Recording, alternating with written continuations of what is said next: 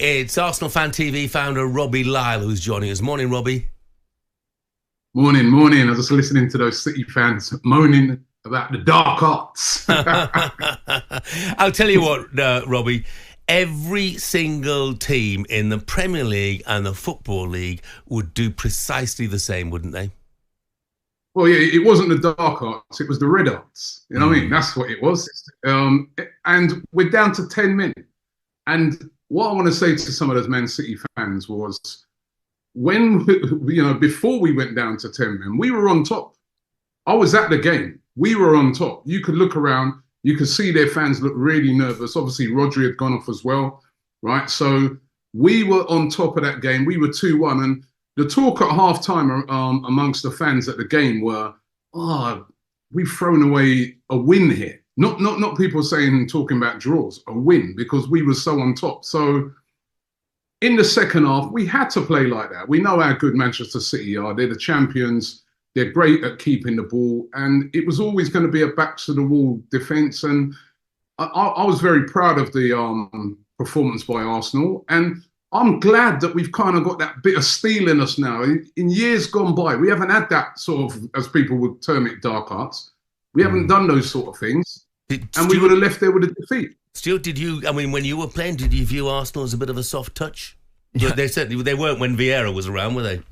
Arsenal have never been a soft touch. You come up, I tell you what, you ask our centre forward when I was playing at Forest, Nigel Clough, with Bold and Adams and Keown coming in to leave a bit on him and whatever. But listen, there's two teams there with the margins are so thin between each other, with Liverpool chasing it as well. Chelsea look as though they're going to be stronger this year. Villa have offered a consistency. The margins are so thin, Jeff, that you're going to have to look to get the edge. I'd never, ever make an apology, and would never, as a player, as a coach, as a manager, for making the opposition's life as uncomfortable as you possibly can. So I don't think supporters should be making apologies for their team that are showing some sort of aspiration to want to win. Yeah. Robbie, if Rodri is out for the season, as we suspect, do you feel you're title favourites now? Well, I don't think you can say that, and I hope he gets well soon. You know what I mean? You don't wish that on any player, and it's sad that he's going to be out for a season. But I agree with what that Man City fan said earlier. You know what I mean? It's Pep Guardiola. He'll have a plan. And he's got a great squad. So I don't know if that makes us favourites, but certainly he's a massive player. You know what I mean? We all know how good he is. He's, I think, the best defensive midfielder in the world. And, I think he should have a great shout to even win the Ballon d'Or. He's a great player. So it's going to be a big miss for them. But, I already think we've got a great side, you know what I mean? And we've just had to go away to City, away to Villa, and away to Spurs in our first 3 games. We got 7 points out of it. That's a very good return. And I think we started the season well. And we've got a lot of injuries as well. Remember, there was no Odegaard in that game. Marino, the new signing that we made, he got injured. He's not even played yet.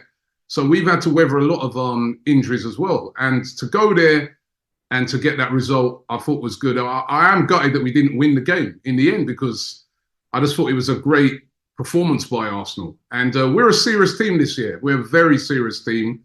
And I thought that was a really good performance at Man City. I think the best day Arsenal are going to have is the day that Pep decides to walk away from Manchester City. You need an open-top bus around Highbury then, because I'll tell you what... unless Mikel Arteta goes to replace him, of well, course. Listen, he don't want to hear that. You do not want to hear that at this moment in time. Oh. No. Listen, he's a great manager, isn't he? And that's the thing. And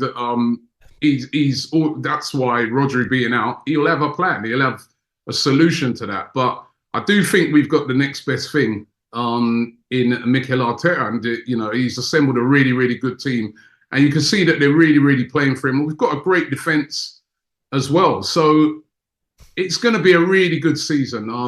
It's going to be really close, I think, again, and Liverpool will be in it. Liverpool were in it last year, remember? Liverpool kind of fell away at the end of the season because they actually had the easiest running out of all 3 teams.